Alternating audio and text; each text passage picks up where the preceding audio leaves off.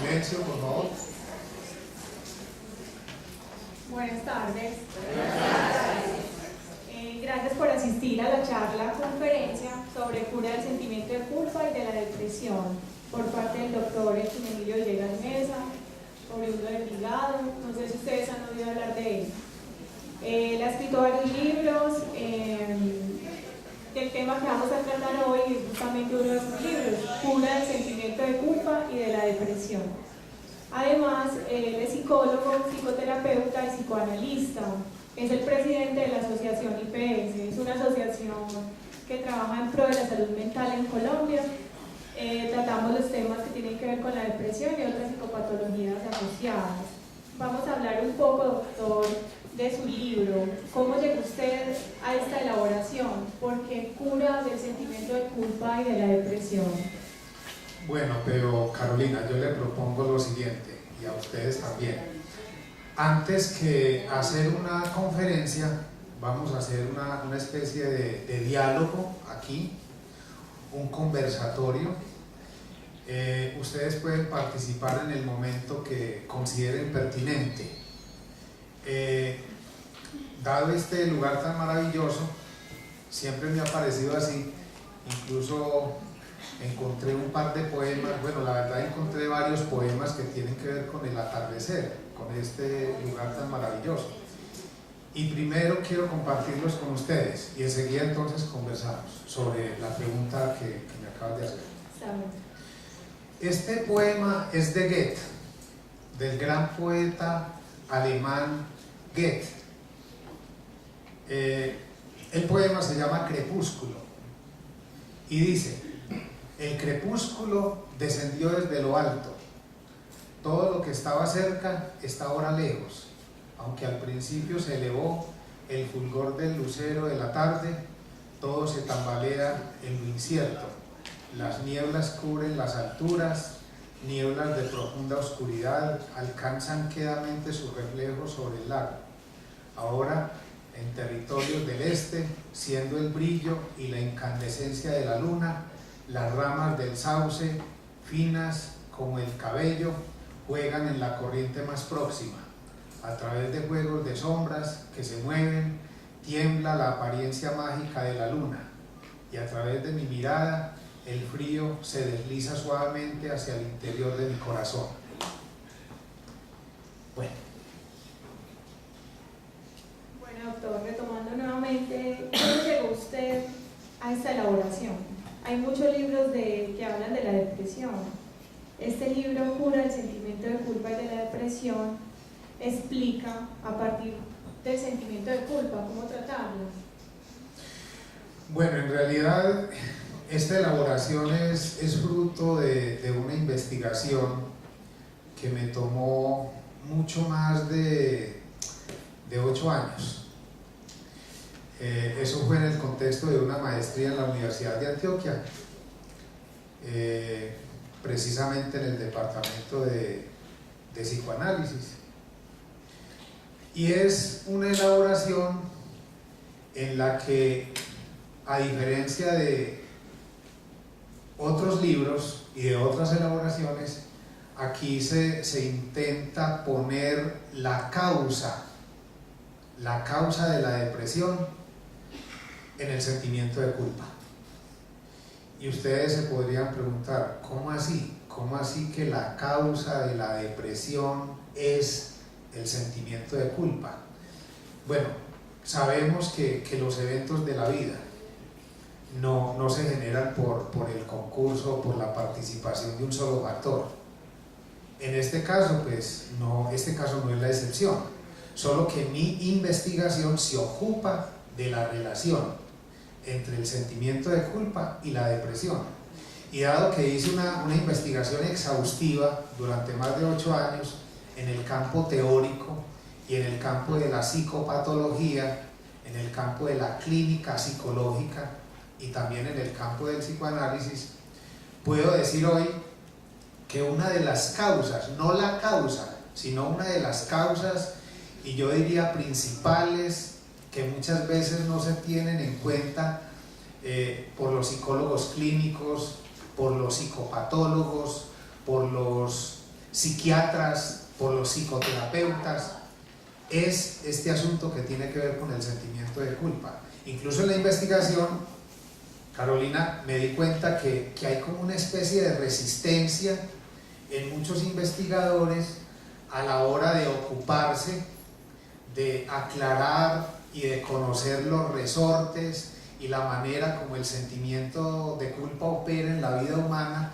y cómo eso tiene consecuencias en los estados de ánimo, como por ejemplo la depresión, y en muchas cosas de la vida, como si el asunto del sentimiento de culpa fuera un tabú inabordable, inadmisible, impensable, incognoscible. Entonces, esa resistencia que fui advirtiendo en el plano teórico y también en el campo clínico, porque yo trabajo desde el punto de vista clínico y terapéutico hace más de 20 años, yo también me he dado cuenta de que en las terapias las personas se resisten un poco a la hora de intentar rememorar, a la hora de intentar recordar asuntos que tengan que ver con el sentimiento de culpa en relación, por ejemplo, con la sexualidad, en relación con la relación con los padres, lo afectivo, las relaciones familiares en términos, por ejemplo, de hostilidad, etc. Entonces, tanto a nivel teórico como a nivel práctico, a nivel clínico, me fui dando cuenta de que este asunto del sentimiento de culpa a la larga es un problema mayor, es un problema significativo, y me ha llamado mucho la atención de que muchos clínicos, muchos teóricos, muchos expertos incluso en el campo de la práctica clínica y de la psicoterapia no se hayan ocupado, digamos, en detalle de abordar ese asunto relacionado con el sentimiento de culpa y su nexo tan íntimo, tan profundo que tiene que ver con la depresión. Es que cualquiera de los aquí presentes, si ha estado triste alguna vez, aquí hay algo de ironía en la pregunta, porque en esta investigación me he dado cuenta de que la tristeza acompaña al hombre desde los inicios. O sea, si hay un sentimiento que es característico, que es próximo a la experiencia humana, es la vivencia de la tristeza, que hoy llamamos depresión, pero en último término, cuando hablamos en la contemporaneidad, cuando hablamos de depresión, estamos hablando de la tristeza del ser, o de lo que otros llaman dolor de existir, o de malestar, o de insatisfacción, o de incomodidad. O sea, esto tiene muchos nombres con los cuales uno se refiere al mismo fenómeno en la vida cotidiana. Y si ustedes se ponen a estudiar, por ejemplo, textos poéticos, las grandes obras de la literatura, no es sino, por ejemplo, ir a la Ilíada o a la Odisea para uno darse cuenta de que el asunto de la tristeza del ser es un asunto que ha acompañado al ser humano desde los inicios, ¿sí? Incluso los mismos griegos siempre hablaron de un gran ideal que todavía es un ideal nuestro. En este momento recuerdo un pensador romano muy influido por los griegos, por los pensadores griegos, por los filósofos griegos, un tal Séneca, que escribió un libro que se llama La tranquilidad del alma. Y ustedes notarán de que en esa expresión, la tranquilidad del alma, en esa expresión se encierra un ideal de todas las épocas, de toda la humanidad. O sea, podríamos pensar a la humanidad desde el punto de vista de la antigüedad grecorromana. Podríamos pensar la humanidad desde el punto de vista del florecimiento del cristianismo, ¿sí? Podríamos pensar, por ejemplo, en la Edad Media, un periodo que va desde más o menos el año 472 con la caída del Imperio Romano de Occidente hasta el descubrimiento de América, 1000 años, 1492, más o menos, bueno, basta por ahí hasta 1450, y toda la Edad Media, incluso la modernidad, la Ilustración, o antes de la Ilustración el Renacimiento, todos los periodos de la historia humana tienen que ver con la tristeza. Y el ser humano ha tenido que preocuparse y ha tenido que buscar maneras creativas y saludables para saber cómo encauzar ese asunto de la tristeza y poder ocuparse de sí, poder cuidar de sí, de los otros, de las cosas y de lo sacro, o sea, de lo divino. Cuando una persona no está bien consigo misma, hasta descuida la relación con Dios. Es muy curioso, ¿sí? Es muy curioso. No es que la persona esté mal a consecuencia de estar alejado de Dios, no. Cuando la persona está mal consigo misma, se aleja de todo, incluyendo de la divinidad. Y es muy curioso. Entonces hay una serie de preguntas, de inquietudes, y que ustedes seguramente se van a ir haciendo preguntas. Es más, yo les agradecería que con toda confianza, con toda espontaneidad, ahorita al final, muchos de ustedes y muchas de ustedes me compartan esas inquietudes, esas preguntas que tienen o que se van a ir perfilando a lo largo de esta charla alrededor de esa relación entre sentimiento de culpa y depresión. Miren, hablar de esto no es vergonzoso.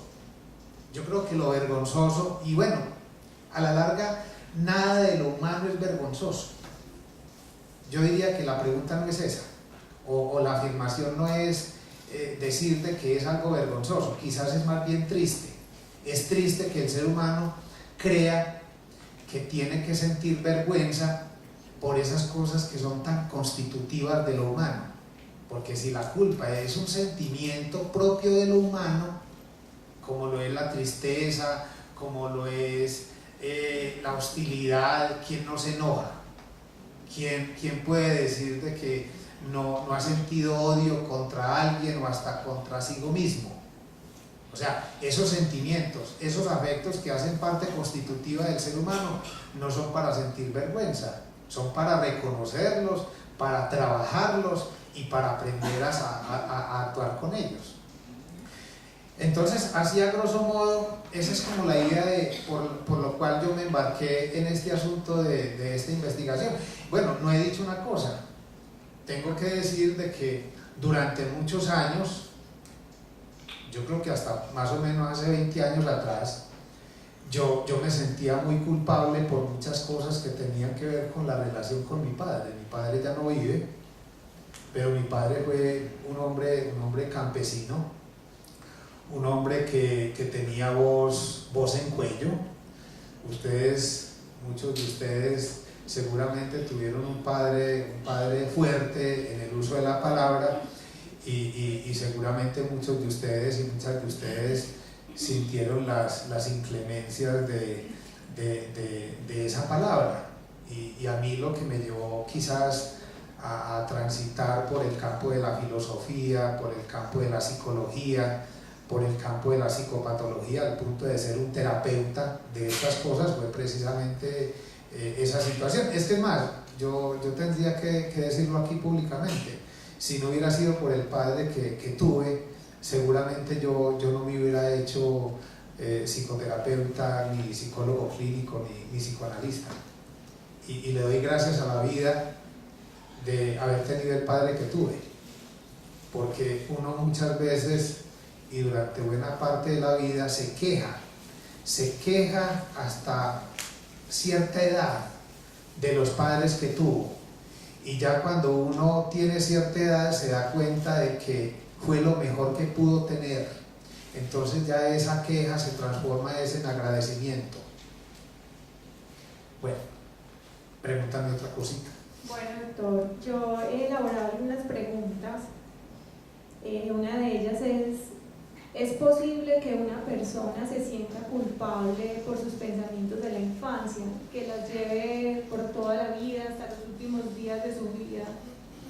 Es muy probable, es que es más, una de las tesis más fuertes de los psicopatólogos y de quienes trabajamos en este campo de la clínica, y aquí recuerdo por ejemplo al doctor Sigmund Freud. Él fue médico, neurólogo, psiquiatra, un hombre muy ilustrado, de origen judío, pero vivió desde los 3 años en Viena, la tierra de Mozart, creo, y de muchos otros, de muchos grandes filósofos y pensadores y de muchos médicos. Viena fue por muchos años una especie de cuna de la medicina. La Facultad de Medicina de Viena produjo médicos eminentísimos. Y este hombre de nombre, Sigmund Freud, creó una modalidad terapéutica que tiene vigor en la actualidad en todo el mundo. De pronto por aquí no tiene tanta vigencia porque nosotros tenemos muchos prejuicios con relación a la sexualidad, con relación al amor, con relación a las relaciones afectivas en términos de hostilidad, de rechazo.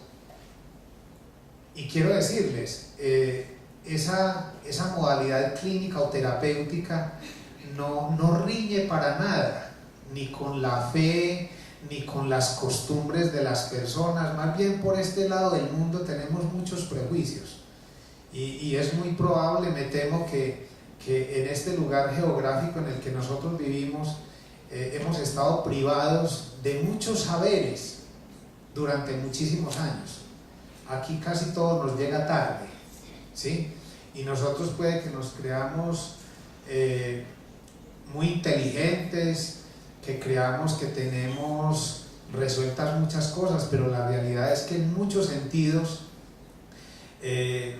estamos muy atrás de noticias. No me refiero a las personas de Medellín ni a las personas de Antioquia, me refiero al colombiano y a los latinoamericanos, ¿sí? Con respecto a lo que se piensa en Europa, en ciertas partes del mundo donde hay un avance significativo en ciencia, tecnología, en términos de pensamiento social, en términos de equidad, en muchos asuntos que tienen que ver con el derecho incluso. En muchas cosas nosotros creo que estamos muy atrás de noticias. Entonces, esa pregunta de si el sentimiento de culpa se da en la infancia, porque alguien podría decir, ¿y de qué puede sentirse un niño culpable? Pues es que la tesis de Freud y de muchos expertos en el campo de la psicopatología dicen, y uno lo comprueba en el ámbito clínico, o sea, cuando uno ha tenido la oportunidad de escuchar pacientes durante muchos años, uno se da cuenta de que la gente narra con detalle las cosas que pensaba, las cosas que deseaba, las cosas que fantaseaba en la infancia temprana. Y muchas de esas fantasías tienen que ver con el amor y con el odio. Yo he tenido pacientes que después de 50 años y después de haber lidiado con un montón de dificultades en la vida, llegan donde uno y le dicen, es que la verdad, yo he venido sintiendo que mi relación con mi esposa, la relación con mis hijos, puede estar afectada por cosas que yo viví en mi familia de origen y que yo nunca le he confesado esto a nadie y por lo cual he sufrido toda la vida. Y cuando la persona comienza a rememorar, a traer al presente vivencias, recuerdos, fantasías, pensamientos, afectos tenidos en la infancia temprana con relación a un hermano, una hermana, el padre, la madre, comienza la persona a sentirse más livianita. Es que es más, yo estoy convencido de que el sufrimiento de mucha gente en la actualidad tiene que ver con ese ocultamiento en el ser de esas vivencias, de esos sentimientos. Porque es que vivir en una sociedad implica tener que silenciar ciertos pensamientos, ciertas ideas, ¿sí?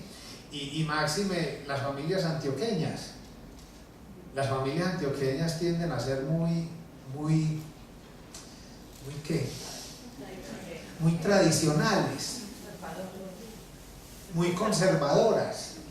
Cuando decimos tradicionales y conservadoras, estamos diciendo también muy puritanas, muy religiosas, y entonces eso hace que nuestra manera de pensar y de asumir la relación con nosotros mismos, con los otros y con las cosas esté plagada de conservadurismo y de un montón de prejuicios que no permiten, tabúes muy bien, que no permiten que la relación con el otro sea más o menos fluida, tranquila. Nosotros nos organizamos por un montón de cosas que hacen parte de la esencia de lo humano y no tendríamos por qué escandalizarnos. A veces nos escandalizamos por ciertas cosas que no deberían de tener ese tipo de reacciones y por las cosas que sí deberíamos de escandalizarnos, como por ejemplo la violencia y la agresividad de nuestro medio. Ante eso sí asumimos una actitud un poco tolerante, como si eso fuera pues muy civilizado. Entonces, para responder a esa pregunta, yo diría que el asunto del sentimiento de culpa puede acompañar a un ser humano toda la vida. Es más, yo estoy convencido de que por puro sentimiento de culpa mucha gente no realiza lo que ha deseado realizar. Y hay una cosa, y es que el sentimiento de culpa no siempre es consciente. Hay un sentimiento de culpa del que la persona nada sabe, no quisiera saber nada. Entonces, como si ese sentimiento de culpa acompañara de manera subterránea, de manera escondida la vida de la persona. Entonces muchas veces la persona siente que no le ha ido bien en el amor, que no le fue bien en el matrimonio, y entonces piensa que de pronto eso tiene que ver con las críticas que ella le hacía o él le hacía al papá o a la mamá, porque todos de alguna manera hemos tenido este tipo de pensamientos, de niños o de adolescentes, viendo al papá y a la mamá pelear. Entonces uno se decía algo así: yo el día que me case, si es hombre, una vez un paciente me decía, yo veía a mis padres pelear y yo por dentro pensaba, el día que yo me case yo no me voy a conseguir una mujer como la que mi papá se consiguió, y resulta que la consiguió peor. Y ahí padeció lo habido y por haber. Pero ya este hombre, casado, con hijos y sintiendo, digamos, el malestar propio del matrimonio, porque hay que decirlo, o sea, estar casado y esa, mejor dicho, el matrimonio plantea una serie de exigencias que mucha gente joven en la actualidad no está dispuesta a asumir, porque los jóvenes de esta época tienden a ser intolerantes a la frustración, no tienen casi aguante, ¿sí? Entonces estamos hablando de un problema muy serio. La verdad es que esto no se cura con medicamentos. O sea, uno quisiera decirle a la gente, hombre, si usted se siente muy culpable, siente remordimiento, siente cierta pesadez interior, pues uno sí quisiera. Vea, les cuento que, vea, por eso traje este libro. Este libro es un mamotreto de libro que hizo un norteamericano, un muchacho que pues ha tenido unos problemas tremendísimos. Aquí casi que hace una serie de confesiones. Se conoce todas las terapias habidas y por haber. Se intentó suicidar por ahí unas 3 o 4 veces. Y aquí da cuenta de un gran saber sobre la depresión, pero el gran problema de este libro es que es escrito en los Estados Unidos, y ustedes saben que los Estados Unidos es el país, yo diría, ese es el lugar desde el cual se promueve para el mundo la dinámica mercantil, ¿sí? Entonces, en los Estados Unidos operan la mayoría de las industrias farmacéuticas del mundo. Entonces ellos son felices vendiendo medicamentos. Y eso nos lo han metido a nosotros en la cabeza. A nosotros nos han hecho creer de que la única manera de solucionar un problema de estrés, de angustia, es que es más, podríamos hacer una larga lista de la cantidad de medicamentos que la gente toma para intentar resolver tal o cual situación, entre ellas la depresión. Hay una multitud de antidepresivos que aquí, por ejemplo, no se conocen, pero que operan en todo el mundo y que mucha gente los consume con la esperanza de que va a resolver, de que va de que va a tramitar el problema de la tristeza, el problema de la depresión. Yo diría, siendo respetuoso, porque con esto hay que ser muy cuidadoso, no se trata de ser fanático. La realidad es que en algunos casos cierta medicación puede tener efectos positivos. El problema es que quien comienza a tomar medicamentos, ahí queda agarrado y ahí queda atrapado de por vida, al punto de que la persona depende de la medicación para estar bien o para estar más o menos bien. Yo lo que me he dado cuenta es, yo tengo ya casi 50 años y nunca he sido adicto a ningún medicamento, ni a ninguna droga, ni a ninguna nada. Aquí donde me ven, y puedo decirlo con esta tranquilidad, porque no hay una sola persona aquí o en ninguna parte del mundo que pueda decir que me ha visto a mí ebrio, borracho. Yo aquí tuve hace algunos años atrás, tuve un programa radial en la emisora de aquí que se llamó Psicopatologías o Patologías del Vínculo Social, ¿sí? Y hablábamos ahí del consumo de sustancias psicoactivas. Y he dado muchas charlas en muchas instituciones, en muchas organizaciones que atienden adictos. Una vez me invitaron a una institución en donde allá la gente se interna y las personas son atendidas por personas que supuestamente ya superaron la adicción. Y yo me di cuenta de que no hay tal superación. Y yo les decía, ¿ustedes cómo pretenden ser terapeutas de una cosa que ustedes mismos no han superado? Otra cosa es que uno intente ayudarle a otro en un asunto que uno tiene dominado y por lo cual uno no ha sufrido. Bueno, yo creo que me he extendido mucho en esa primera pregunta. Pero perdón, Carolina. Allí hay una pregunta y allí hay otra. Sí. Yo quería saber, doctor, una buena recomendación entonces para la sanación de la cura de ese sentimiento de culpa, porque me imagino pues que habría que hacer un proceso para llegar a la mediante después como de la sanación. ¿Cómo sanar ese sentimiento de culpa para evitar ese tipo de patología psiquiátrica? Vea, el asunto es bien complejo. Uno quisiera responderle a la gente a veces de manera sencilla, de manera práctica, pero ustedes entenderán de que hay problemas humanos que requieren de un esfuerzo adicional. O sea, hay problemas humanos que requieren, que demandan de una atención particular. O sea, según mi experiencia, ese asunto del sentimiento de culpa en relación con la depresión es un asunto que es tan serio que incluso afecta la salud física, afecta la relación con los demás. Hay gente que corta relación con el otro, así sea el familiar, y a través de ese cortar relación con el otro se autocastiga. O sea, es como si hubiera un cierto impulso a estar solo y en ese estado de soledad vivirse quejando y vivir diciendo de que es que los demás no lo quieren, que es que cuando él mismo es el que está haciendo cosas para cortar la relación con los demás, porque es una persona que no es capaz de pedir perdón, no es capaz de decir excúsame, no es capaz de alimentar la relación con el otro, no es capaz de tener detalles con los demás, no es capaz de llamar, no es capaz de hacer cosas por los demás. Es que los seres humanos no vinimos a este mundo a quedarnos en una posición de infantes. Hay gente que sí se queda como en la condición de bebé, esperando a que todo le llegue y sin hacer nada, ni por sí mismo, ni por los demás, ni por las cosas.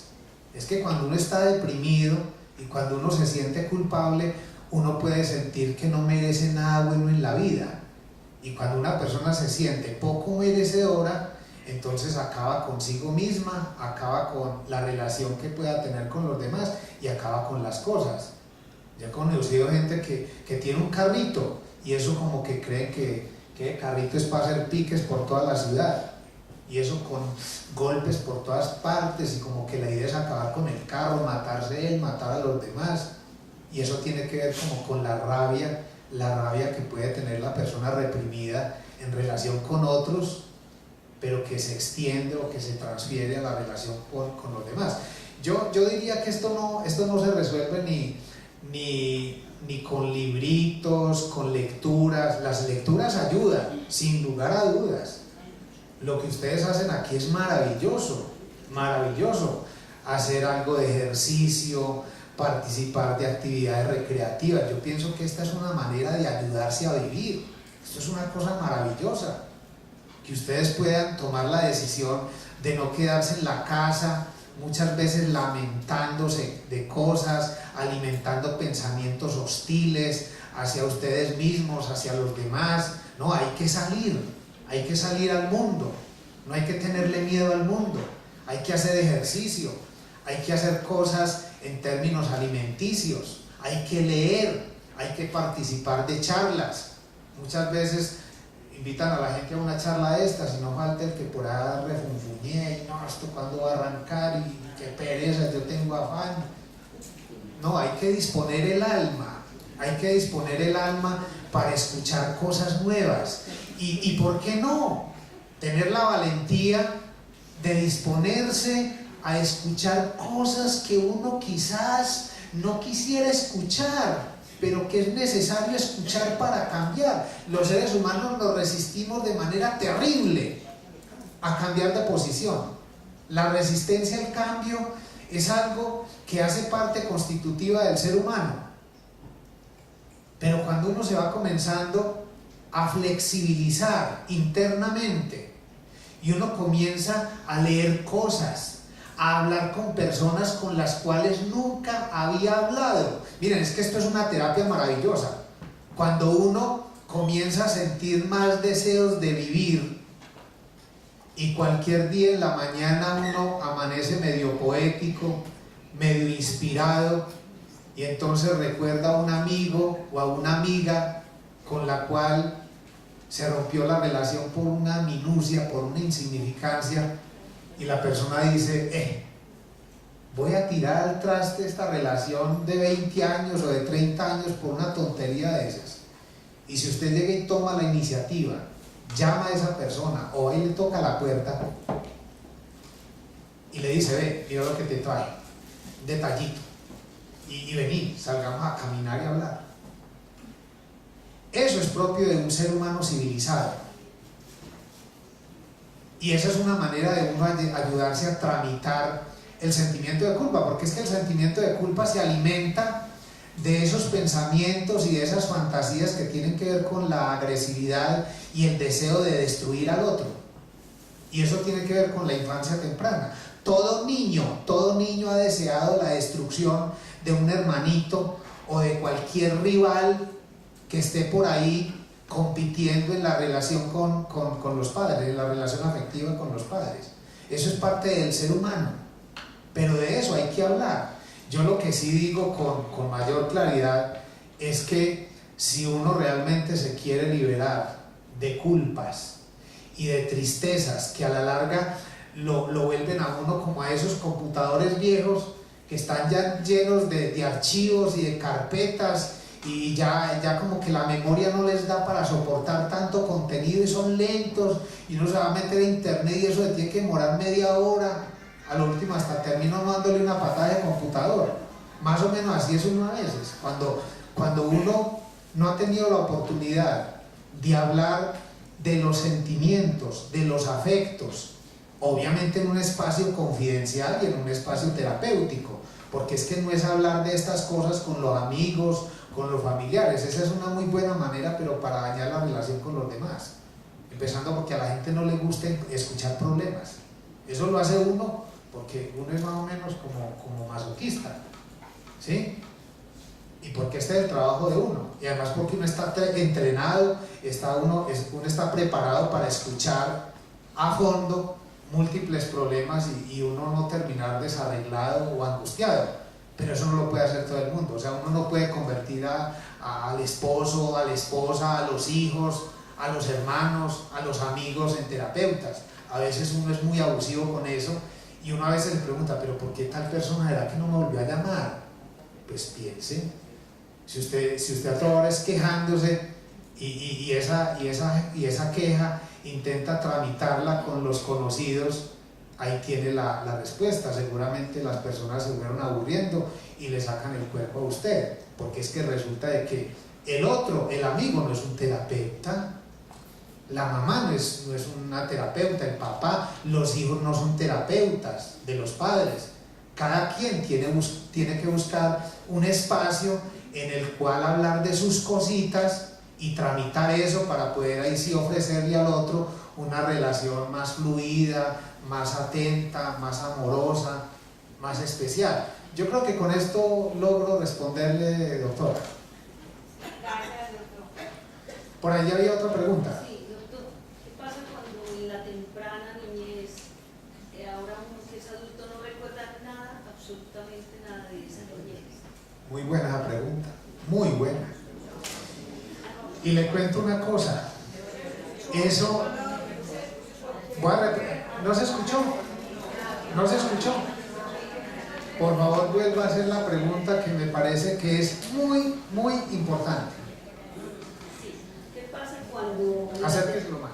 ¿Qué pasa cuando en la temprana niñez una persona ya adulta no recuerda absolutamente nada de su infancia, no recuerda? Las hermanas le dicen, ve, acordate de esto y esto, y esa persona no recuerda nada, absolutamente nada.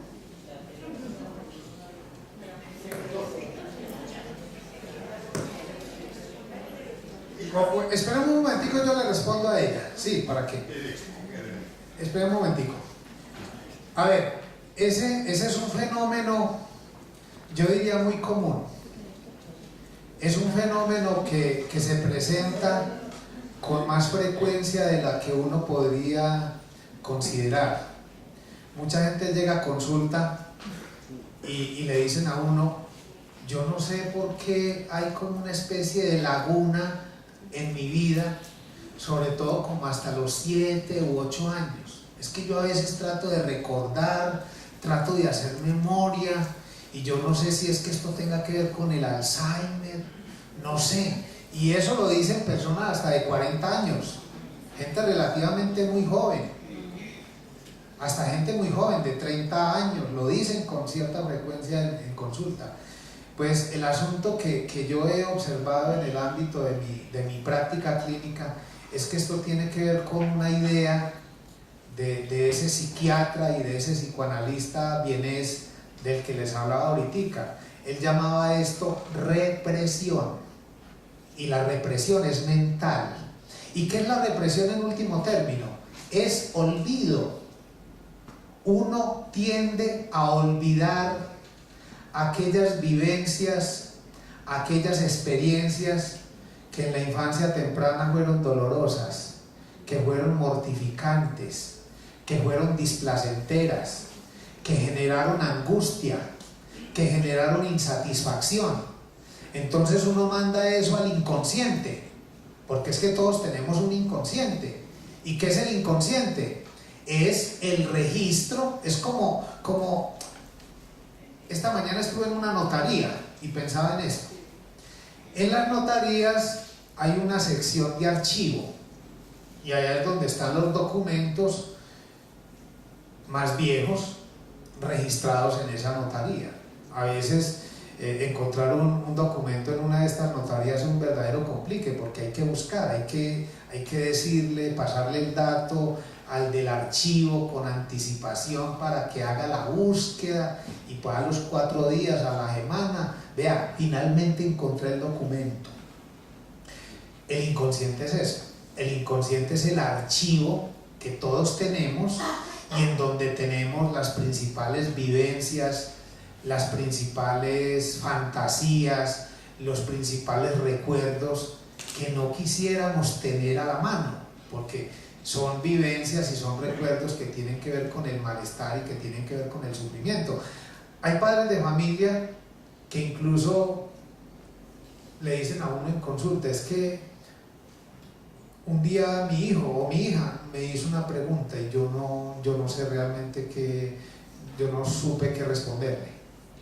Y entonces hay padres que se conducen con los hijos como si no hubieran tenido niñez, como si hablar de la niñez fuera para ellos vergonzoso, o como si creyeran de que al hablar de ciertas cosas que fueron dolorosas, entonces le van a transmitir un malestar o un sufrimiento a los hijos. No, yo pienso que de esas cosas hay que hablar con tranquilidad, porque cuando un hijo está en presencia de unos padres que están como herméticos, como sellados con relación al pasado, sin darse cuenta esos padres le crean un montón de dificultades a los hijos. Es que al pasado hay que verlo de manera realista. Incluso los historiadores y los mismos poetas dicen que quien no conoce la historia, la propia historia, está condenado a repetirla. Entonces no hablar de la historia personal, del dolor sufrido o del dolor padecido en la infancia por la pobreza, por muchas razones, que el ser humano sufre por muchas causas, y no tener la disposición para hablar de ese tipo de cosas con cierta fluidez es a la larga hacerse acreedor a una serie de síntomas y de padecimientos, porque es que lo olvidado, lo reprimido, lo que está en el inconsciente tiende a aparecer por medio de los síntomas, ¿sí? Los síntomas, como por ejemplo los que presentan los estados depresivos, muchos de esos síntomas tienen que ver con el silencio de la persona de ciertas cosas que vivió y que nunca las ha pasado por la palabra. Es que cuando uno hace un tratamiento con alguien, o sea, la misma persona muchas veces se sorprende porque si ha estado medicada, se llega el momento en que la medicación se paraliza y eso no como que surte ningún efecto. Y cuando la persona comienza a hablar de su historia personal, de su niñez, lo que pasa es que esto implica vencer una serie de resistencias, ¿sí? Si uno está muy prevenido, si uno es muy desconfiado, si uno cree que es que aquella persona a la que va a ir a contarle las cositas, o sea, sé que hay profesionales, digamos, poco cuidadosos. Por eso es que cuando uno atiende en consulta particular, yo por eso no atiendo a través de EPS, porque en las EPS uno tiene que dejar registros escritos de la historia de las personas y yo me niego a eso. A mí me pueden matar pues para que cuente algo de alguien y yo no lo hago, porque sé que eso es sagrado. Si una persona se decide a contarle a uno algo que ha sido un secreto y no quiere, es que además la ley de psicología en Colombia lo prohíbe. A cualquier psicólogo clínico lo pueden denunciar, ¿sí? Por el hecho de ponerse a contar algo que escuchó en consulta, lo pueden denunciar. Entonces la cosa no es tan simple como la gente dice por ahí, apenas escuchar.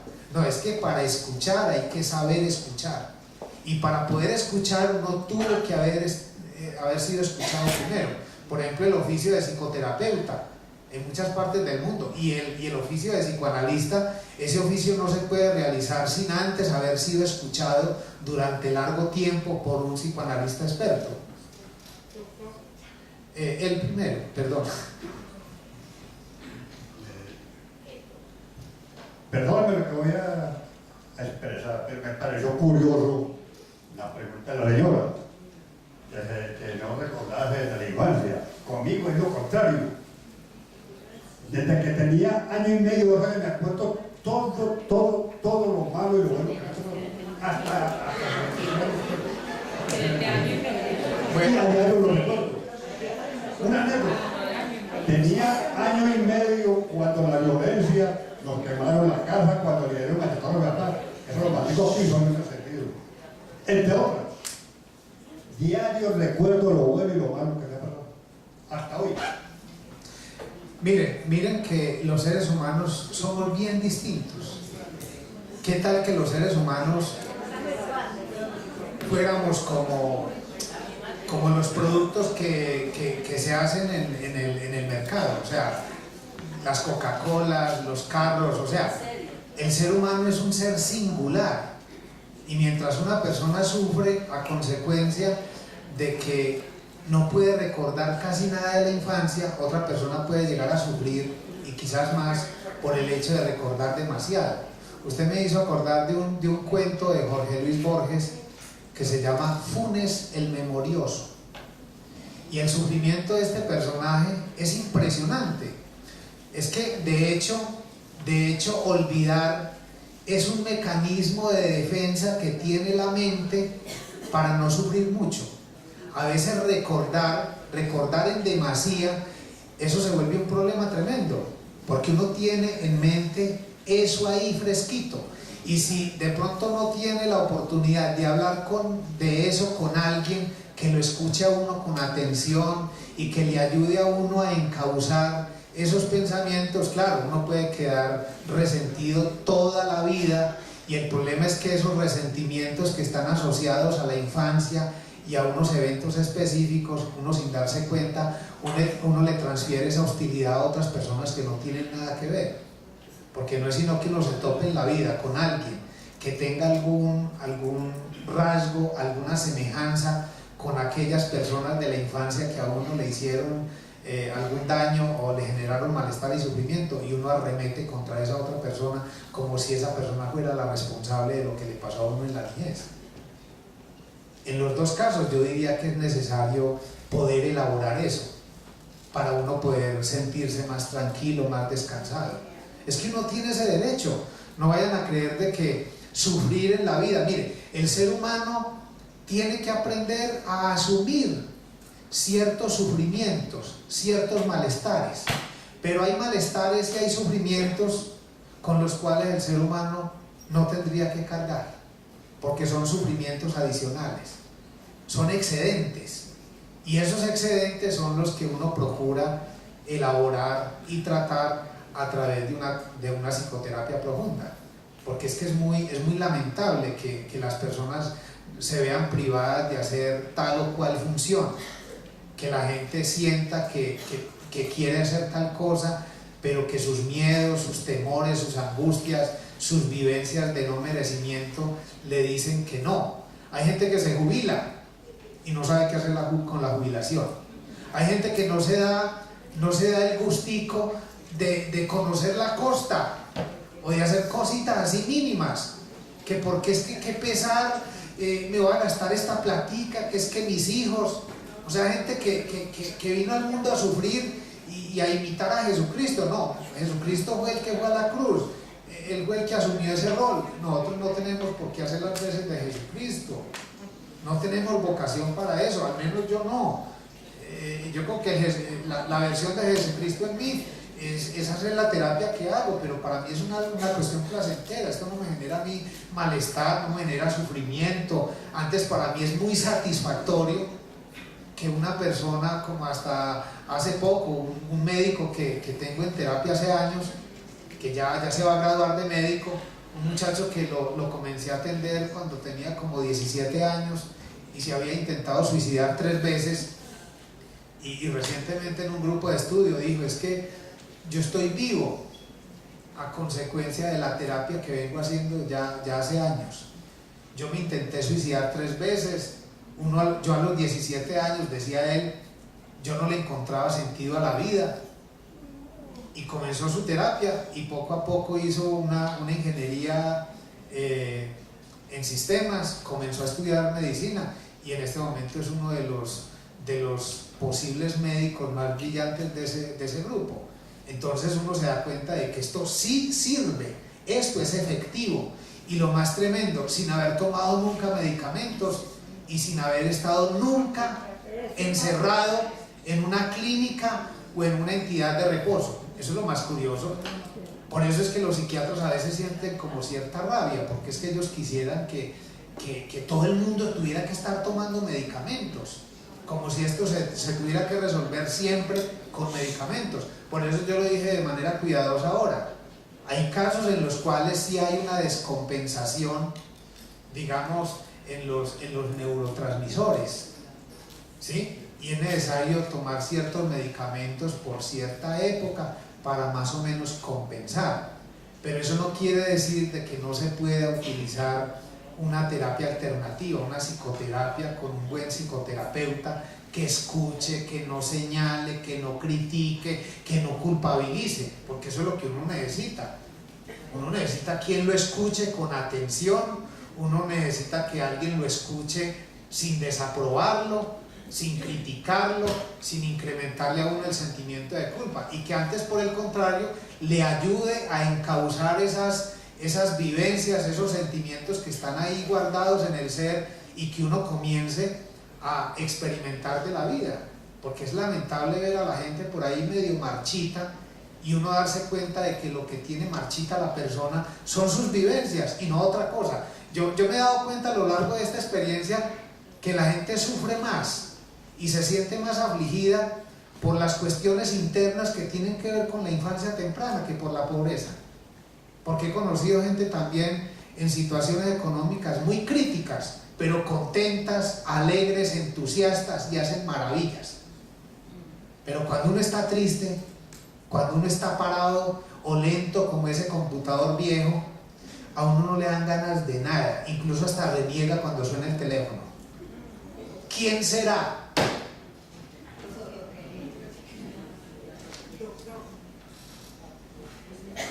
Dos cositas. Primero, respecto a la pregunta de la señora, ¿es posible o qué posibilidad hay de que la persona que no recuerda nada en una consulta terapéutica recuerde el pasado? No, yo soy especialista en eso, mi querida amiga.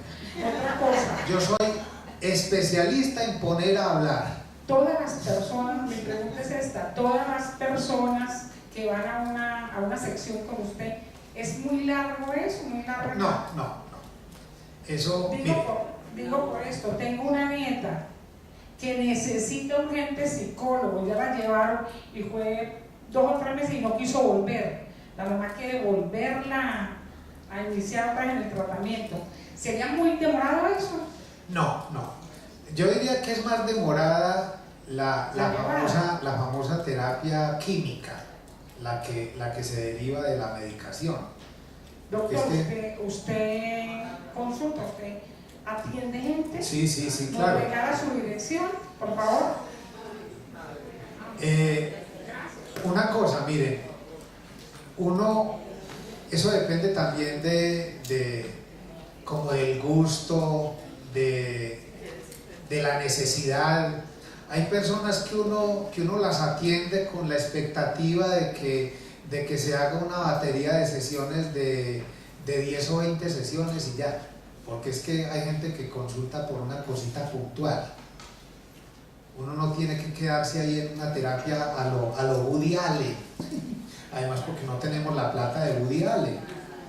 Woody Allen ha tenido la decencia, la honestidad, y es un personaje maravilloso porque ha llevado al cine su experiencia terapéutica. Les cuento una cosa para que se sorprendan.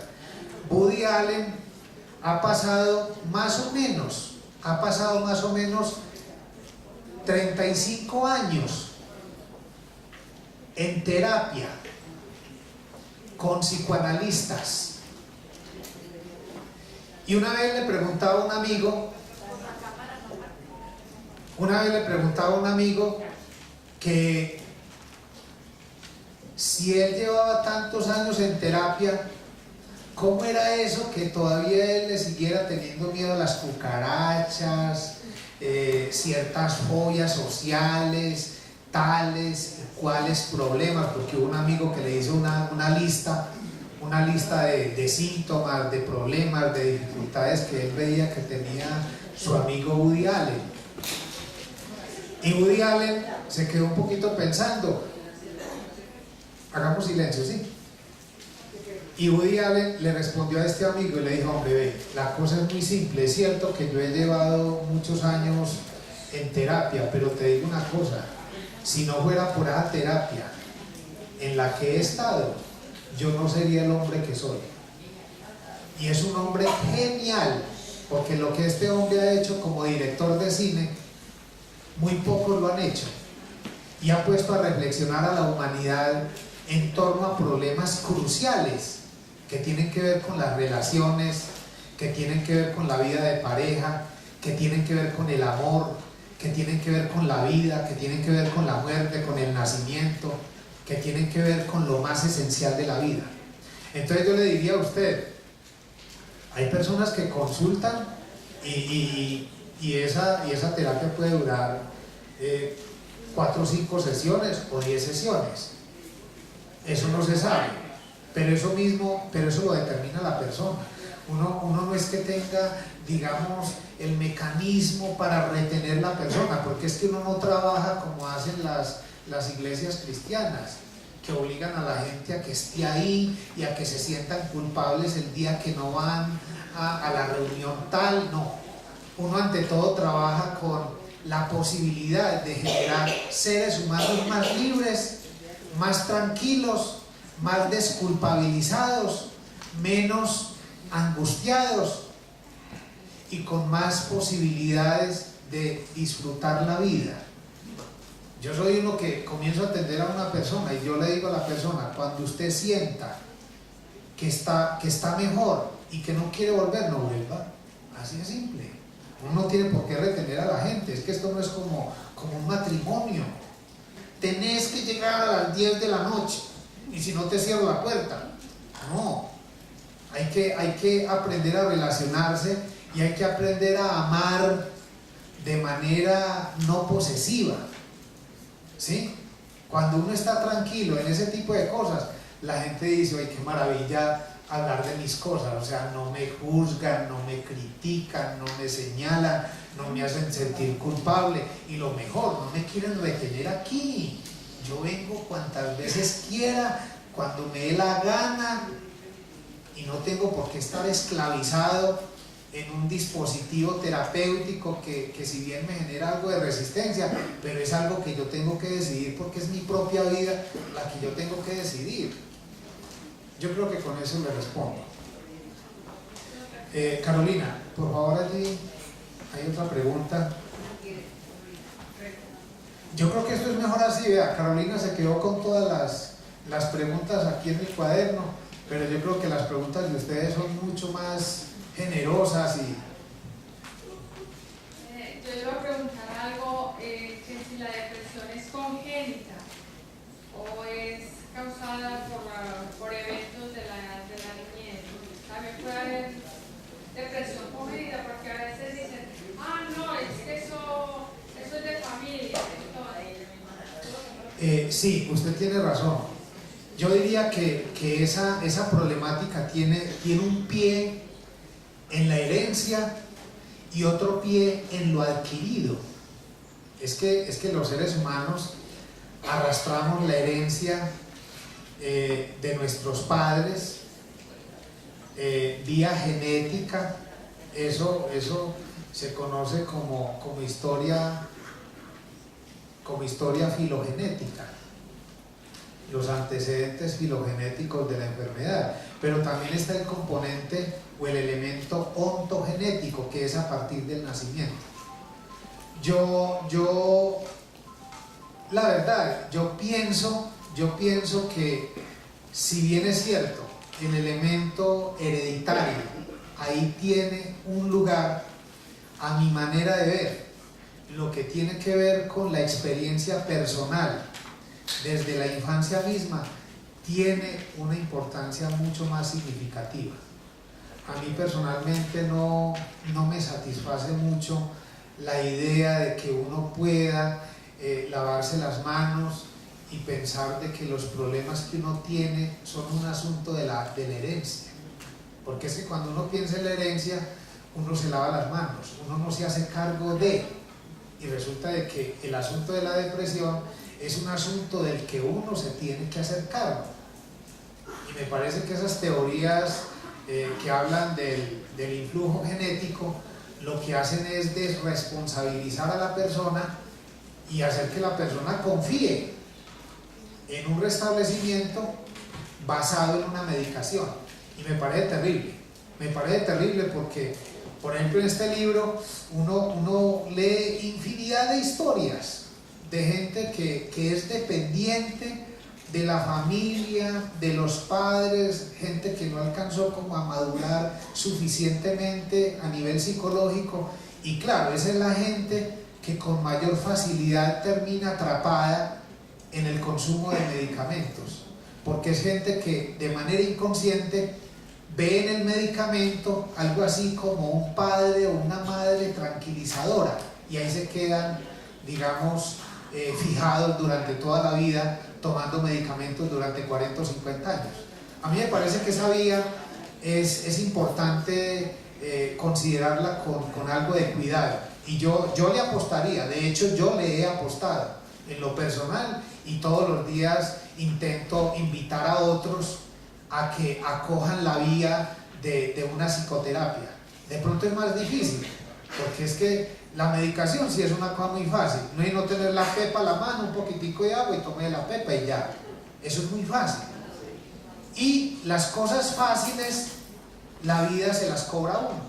Es como esas relaciones amorosas que se dan muy fácil, o el dinero fácil. Todo lo fácil tiende a perecer facilito, y eso de recuperar la salud es un asunto bien complicado, es un asunto difícil que requiere trabajo, que requiere esfuerzo. Mire, por ejemplo, esto que hacen los fisiculturistas, sacar tremendos músculos no es una cosa que se dé de un día para otro, ¿sí? Botar algo de barriga.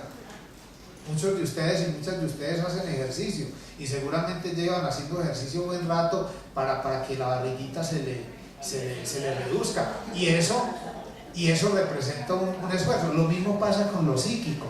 Hay problemas de la mente o problemas afectivos y emocionales que no se resuelven con un esfuercito mínimo, no, requieren de un esfuerzo, requieren de un trabajo, y por la vida uno tiene que hacerlo, porque es que cuando uno no está muy deprimido o cuando uno no se siente muy culpable, uno se pone en la tarea de trabajar, de hacer cosas para mejorar la vida. En cambio, quien está muy culpable, quien se siente muy deprimido, se echa las petacas y espera a que se produzcan soluciones mágicas que no van a aparecer. ¿Alguien más iba a preguntar algo por allá atrás? Por favor, pasamos el micrófono.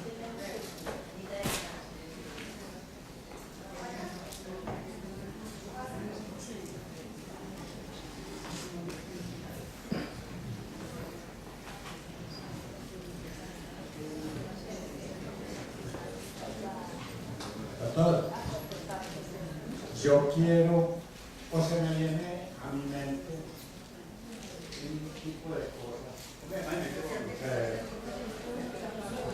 Acerque más el micrófono.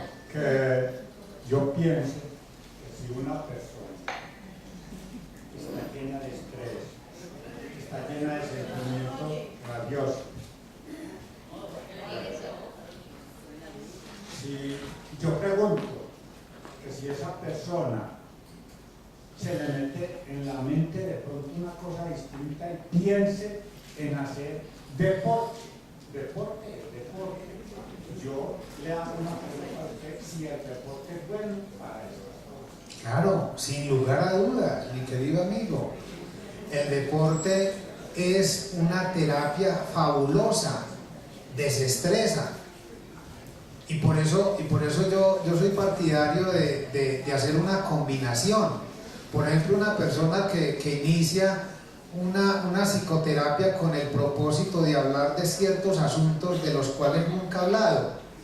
Lo más curioso es que esa persona comienza a ir teniendo como más ganas de disfrutar de la vida. Y claro, cuando una persona comienza a tener más ganas de vivir, más ganas de disfrutar de la vida, esa persona comienza a caminar, comienza a hacer ejercicio, comienza a cuidar la dieta, y claro que eso va repercutiendo, porque es que el ser humano es una unidad biopsicosocial y espiritual.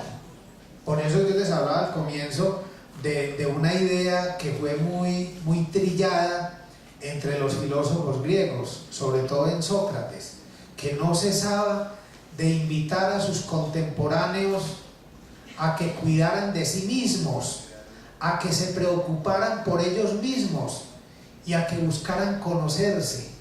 Sócrates, cada vez que tenía ocasión, le decía a sus amigos y a sus contemporáneos, les decía: cuida de ti, cuida de ti, cuida de tu alma. O sea, cuida de tu psicología, cuida de tus pensamientos. cuida de tus vivencias. Y miren que esto tiene que ver con lo que les decía ahorita a propósito de ese ideal desde Grecia, pasando por Roma y siguiendo de largo por la Edad Media, el Renacimiento, la Ilustración, la modernidad y lo que hoy conocemos como la posmodernidad, la famosa tranquilidad del alma. ¿Quién no busca eso? ¿Quién no busca estar tranquilo? Yo creo que un enfermo, alguien que esté más o menos loco, debe necesitar estar intranquilo, pero el ideal máximo del ser humano es estar tranquilo. Estar tranquilo. Y resulta de que uno no se puede sentir tranquilo si siente culpa, si uno siente remordimiento. En estos días recordaba un textico de nuestro pensador envigadeño, Fernando González, que cuando estuvo en París, mejor dicho, se vino de allá con un sentimiento de culpa y con un remordimiento, que escribió un libro. Pero el remordimiento y la culpa, y lo mismo la tristeza o la depresión, tienen unas características muy particulares, y es que ponen a producir a nivel creativo.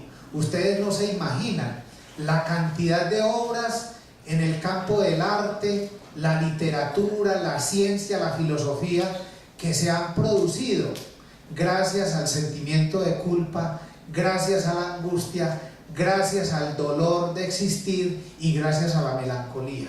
La melancolía bien encauceada es una cosa maravillosa, hace que uno haga cosas maravillosas por los demás, por uno mismo, por las cosas. ¿Quién más?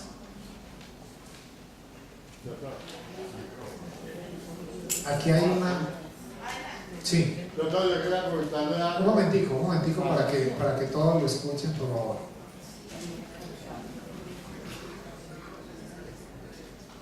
Doctor, yo quería preguntarle algo respecto a las peleas en las escuelas y los colegios, que lamentablemente lo llaman manoteo.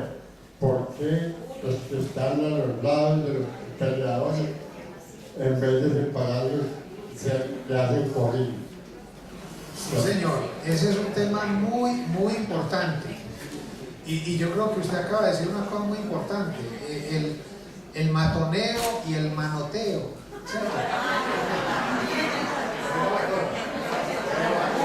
Es que el fundamento del matoneo es el manoteo, ¿sí o no? Aunque hay un manoteo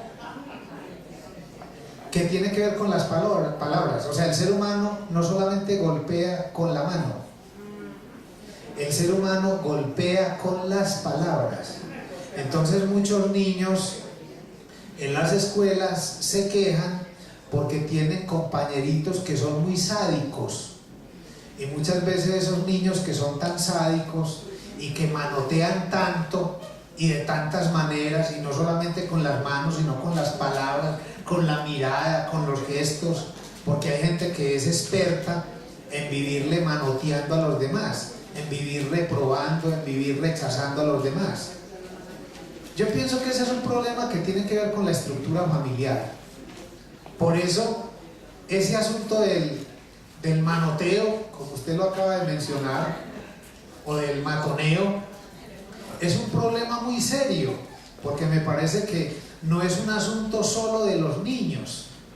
A mí me parece que en las escuelas y en los colegios habrían de hacer una profunda reflexión en relación a esta problemática, porque detrás de ese matoneo versus manoteo, lo que hay es la expresión de un síntoma que acaece en la casa, que sucede en la familia. O sea, si el niño ha estado en contacto con unos padres que a toda hora se manotean con las palabras y con los actos, ese niño va a aprender a manotear y a agredir a los demás. Entonces esos niños que hacen matoneo, a mí me parece que son fieles representantes de lo que pasa en la casa de ellos.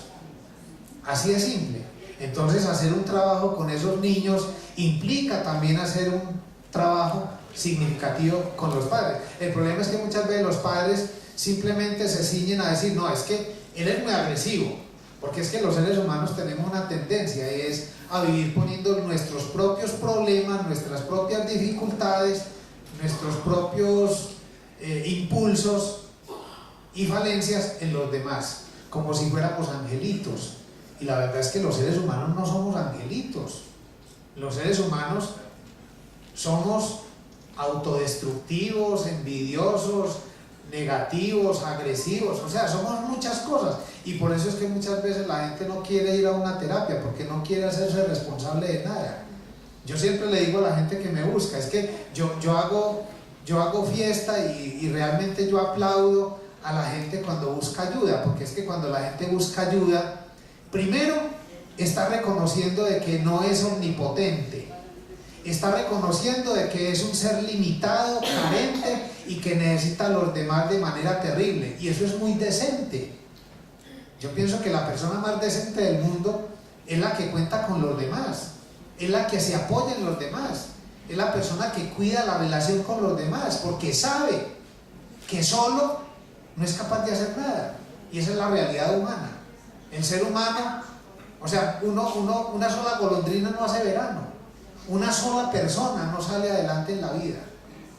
Los seres humanos necesitamos a los demás seres humanos, pero cuando logramos conservar la salud mental, en esa misma medida podemos relacionarnos bien con los demás. Cuando estamos mal en nuestra salud mental, estamos de pelea con nosotros mismos, con los demás y con las cosas y hasta con Dios.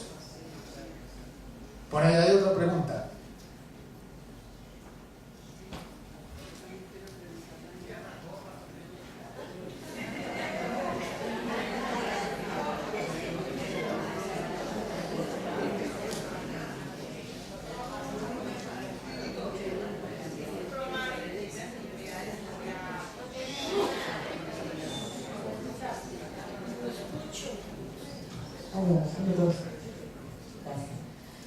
Doctor, algunas enfermedades como la diabetes o el cáncer siempre causa depresión o dependencia. En todos los casos causa dependencia o depresión. No, yo diría que no. Yo diría que hay personas que logran asumir estas enfermedades con mucha gallardía. Pero lo que sí es cierto es que cuando uno está malito, uno no tiene muchas razones por las cuales hacer fiesta. La enfermedad física, sea cual sea ella, creo que repercute en el estado de ánimo. Es que cuando uno escucha a algún paciente terminal, uno se da cuenta de que, aparte de que tiene una lidia con la vida biológica, que tiene una afección física, también esa persona está lidiando con sus estados de ánimo, y es muy difícil, yo diría que es muy difícil que una persona con una enfermedad grave, con una enfermedad terminal, esté tranquila, porque es que se va produciendo una especie de apagamiento. Lo que sí es muy claro, y les pongo el ejemplo del mismo Freud, ustedes no sabían, pero les voy a contar. Freud, el gran médico, el gran psiquiatra, el padre del psicoanálisis, padeció cáncer en la mandíbula durante 16 años, desde el año 1923 hasta el año 1939 en que murió. Él murió en Londres a los 86 años y murió de cáncer. Pero desde los 70 y pico de años, o sea, 16 años antes de morir, se dice y se comprueba, escribió las obras más importantes del psicoanálisis, hizo los hallazgos científicos más importantes, y él procuraba no tomar medicamentos que lo apartaran, digamos, del estado consciente. Incluso ni tomaba vino, porque pensaba que el vino o ciertas sustancias podían trastornar su pensamiento y evitar que él tuviera lucidez. Ese es un caso concreto de cómo una persona con una enfermedad terminal es capaz de preservar su estado de ánimo entusiasta y trabajar en pro de la humanidad. Seguramente ustedes habrán conocido otros grandes ilustres, hombres, que han hecho cosas en medio de la enfermedad más tremenda. Gente que incluso a pesar de una enfermedad terminal han logrado hacer cosas significativas por la humanidad. Es que miren que cuando uno tiene algo de salud mental o mucha salud mental, uno puede soportar cosas terribles en lo físico o hasta en lo social. Una persona con salud mental puede estar retenida por el fenómeno de la guerra en un campo, comiendo casi que desperdicios, pero si tiene esperanza, si tiene fe, si tiene claridad mental, incluso hasta es capaz de hacer amigos allá. He conocido de casos de gente que ha sido retenida por la guerrilla y los mismos guerrilleros llegan a tener tanta simpatía por el personaje que hasta miran para un lado, miran para el otro y le dicen: váyase, váyase, yo no voy a cargar con este muerto, usted es una persona excepcional. Entonces mire que cuando uno tiene salud mental, uno tiene don de gentes. Cuando uno tiene salud mental, uno ama la vida. Y cuando uno ama la vida, uno ama las personas, uno ama las cosas. Y todo en ese estado de ánimo, las cosas son más llevaderas. Pero cuando uno está lleno de rabia, cuando uno está lleno de resentimiento, es como si cualquier cosa lo fastidiara. Cualquier cosa es ocasión para uno estar energúmeno, rabioso, haciéndole cosas a los demás, porque hay gente que es vengativa, hay gente que no es capaz de tolerar el más mínimo grado de frustración, y eso me parece que conduce a un estado de ánimo muy triste, muy lamentable, porque eso es socavar la poca salud mental que se pueda tener. Bueno, yo no sé cómo estamos de tiempo, si ya me van a echar de aquí, si alcanzamos a tener algunas 2 preguntitas más. ¿Tenemos 10 minutos más? Muy bien, entonces aprovechémonos. ¿Quién más va a preguntar? Mire por aquí.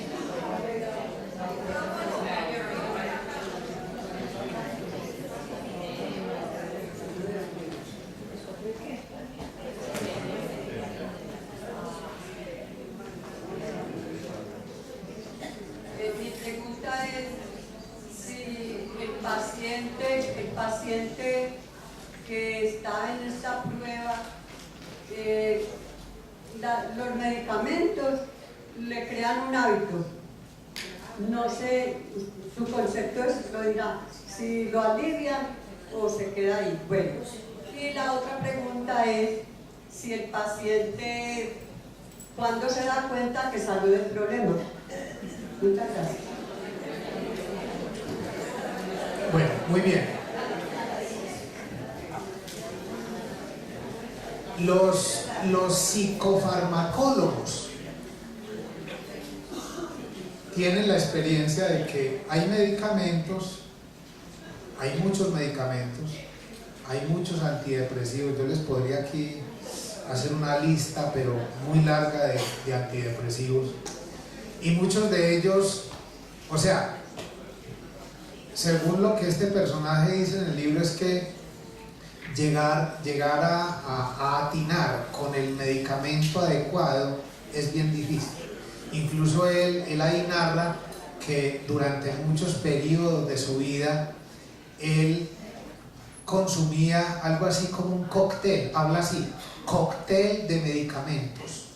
Y cuando habla de cóctel, está hablando de 6, 7 u 8 o hasta más medicamentos para sentirse bien, y no lo lograba. Entonces, es cierto que la medicación en algunos pocos casos puede llegar a generar, y eso que durante un tiempo corto, un cierto grado de tranquilidad, un cierto grado de equilibrio. No creamos que la medicación es la panacea para todos los males. Antes de que la industria farmacéutica internacional hiciera estos hallazgos por allá a mediados del siglo pasado, 1950, ¿cómo se las arreglaba el ser humano con la angustia? Es que hagámonos esa pregunta. ¿Cómo vivía el hombre en la Edad Media? cómo vivía el hombre en el siglo XVIII, aquí por ejemplo. O sea, no vayan a creer de que la humanidad ha consumido medicamentos para sus estados de ánimo durante toda la vida, no. El ser humano siempre ha buscado la manera de arreglárselas con sus estados de ánimo. Los griegos, por ejemplo, se inventaron la filosofía, el amor a la filosofía, el amor al saber.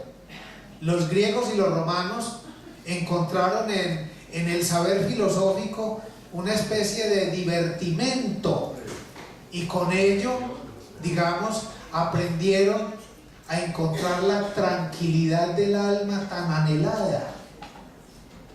La pregunta es que nosotros, en la actualidad, ¿qué recursos tenemos para aliviarnos en el alma, para aliviar los males del alma? Yo no creo que sea la única opción tomar medicamentos, o yo no creo que la única opción para arreglar los males del alma sea consumir licor o tomar o ingerir drogas ilícitas.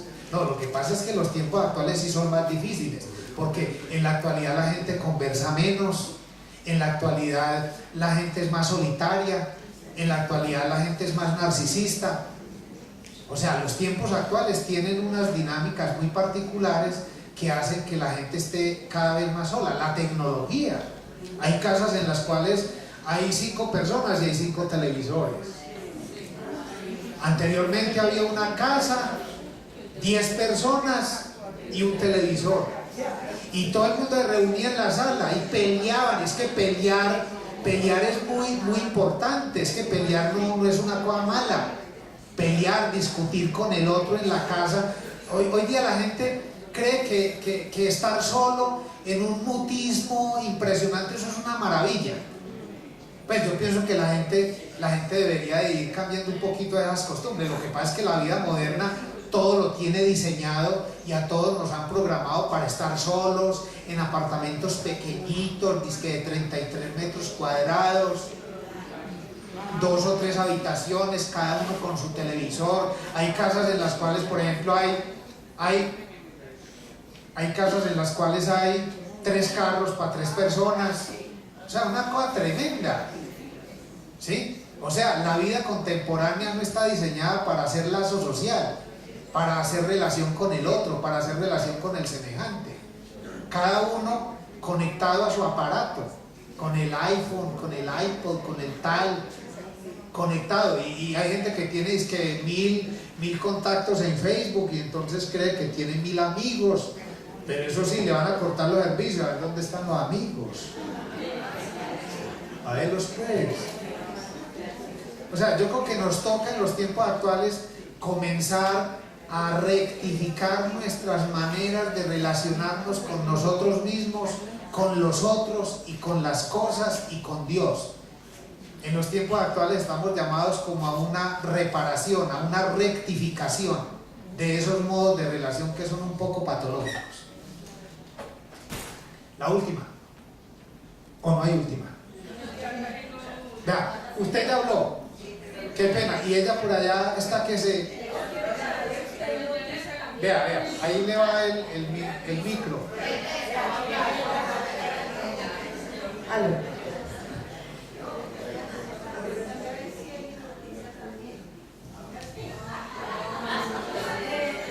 ¿Usted idiotiza? No, y tampoco idiotizo.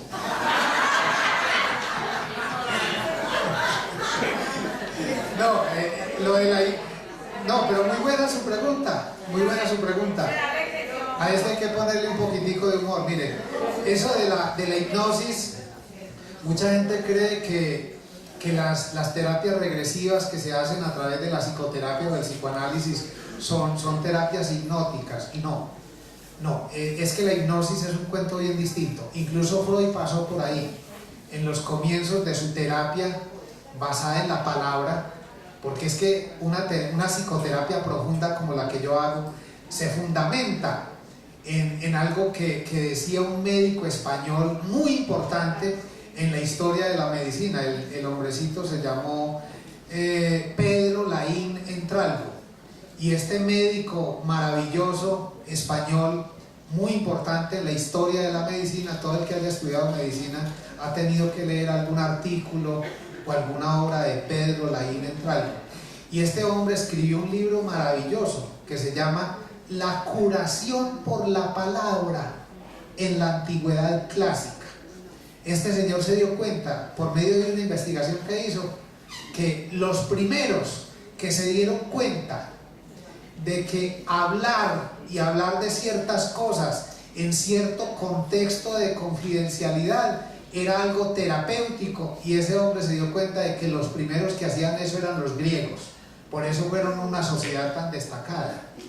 Nosotros no usamos la palabra para curarnos de los males del alma, más bien usamos la palabra para crearnos problemas del alma, para insultar al otro, para humillar al otro, para maltratarlo, para agredirlo, para despotricar del otro. Hacemos de la palabra no un uso terapéutico, sino un uso enfermizo.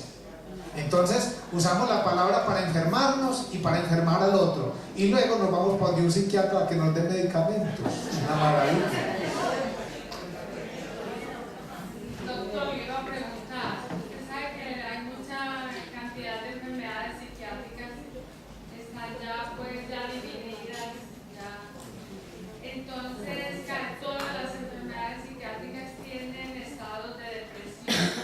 No. Entonces, aunque la depresión es una cosa tan tremenda, que uno podría decir que se puede hacer como una especie de graduación, se puede graduar la depresión.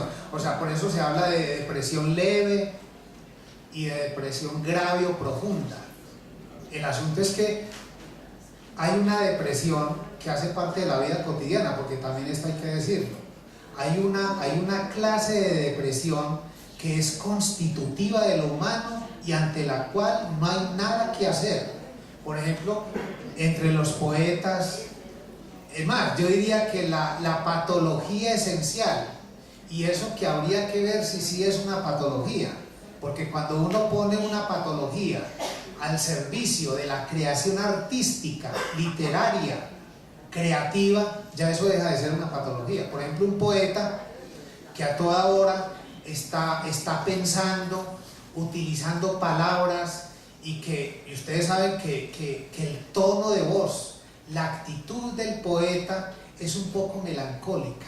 De hecho, y aprovecho para recordarles que dentro de poco va a haber festival de poesía en Medellín, para que se dateen, para que vayan a esas cosas, escuchen poesía, pónganse a escuchar cosas que lo pongan a uno a pensar, que le atraviesen el alma, que uno llegue bien trastornado a la casa y con madre a pedirle perdón al esposo y que diga, ¿este será que va a morir o qué?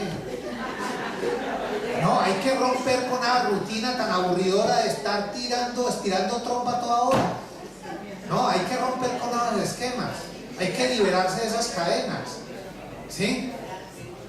Miren, lo propio del poeta es una cierta tristeza, pero lo curioso es que, a diferencia del paciente depresivo, el poeta ha aprendido a operar con la tristeza, no se ha dejado borrar por la tristeza, y eso es posible. Es que eso es lo que yo logro con muchos pacientes. Cuando los pacientes logran hablar de sus cosas, al comienzo lloran recordando cosas, pero ya después de que está un poquito avanzada la terapia se ríen de eso, se ríen y ya comienzan a hablar de otras cosas y comienzan a tener otros proyectos y ya la vida comienza a tener otro colorido. Es que en medio de la tristeza, en medio de la culpa, la vida es oscura, la vida es muy lamentable, ¿sí? En este momento recuerdo esa metáfora tan bonita de Platón, ese mito de la caverna, en donde hay unos hombres por allá en una caverna, y la caverna es una metáfora de la depresión. Por eso el saber, el conocimiento, el ejercicio, la buena dieta, las buenas costumbres son una manera de salir de esa caverna en la cual ha estado metida la humanidad desde siempre. una última ya. Ok.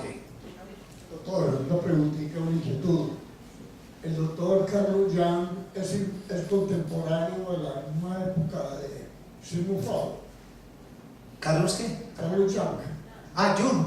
Jung. Sí, sí, sí. Sí, su contemporáneo. También tratan sobre la hipnología y todo el mismo ramo de la autoanálisis y todo, ¿cierto?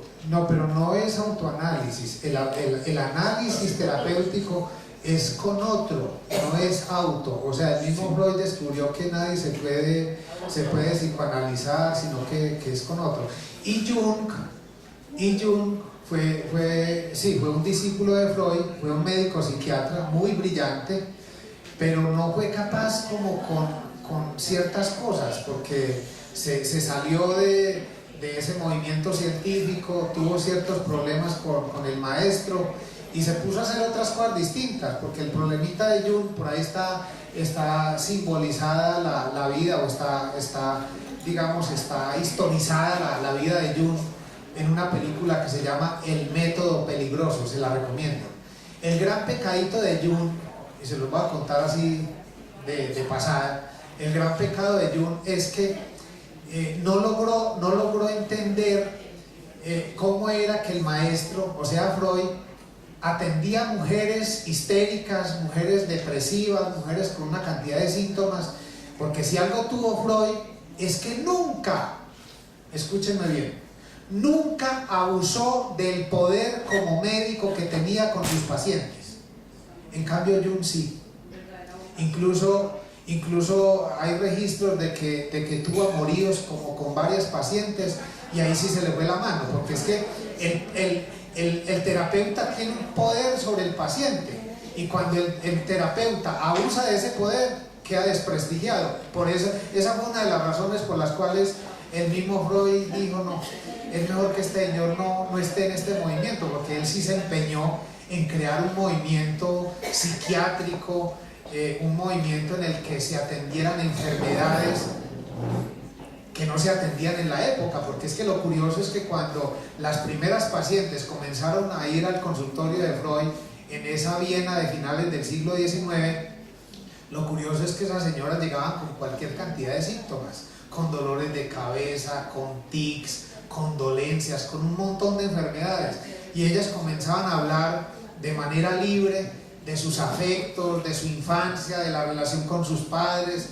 y cuando menos pensaba, llevaba hablando 35 o 40 minutos y le decía: ay, doctor, se me quitó el dolor de cabeza, se me quitó el tic. Y entonces él se comenzaba a dar cuenta de que había una especie de cura o de terapia por medio de la palabra hablada, y sobre todo de aquella palabra en relación a cosas que usualmente la persona no le contaba o no compartía con nadie.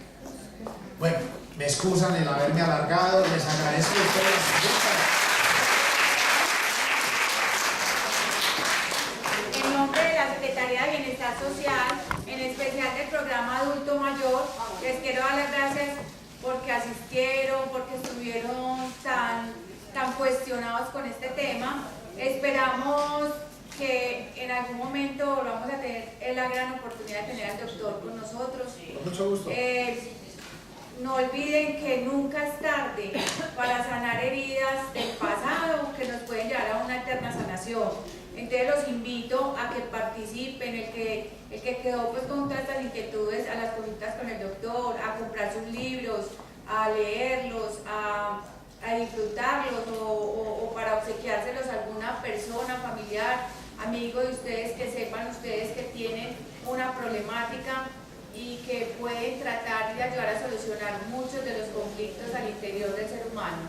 Muchísimas gracias, no se vayan a retirar todavía, que Dianita les tiene una información. Entonces agradezco al doctor por tan inmensa compañía, tan agradable compañía, y por una experiencia tan agradable con él. Muchas gracias.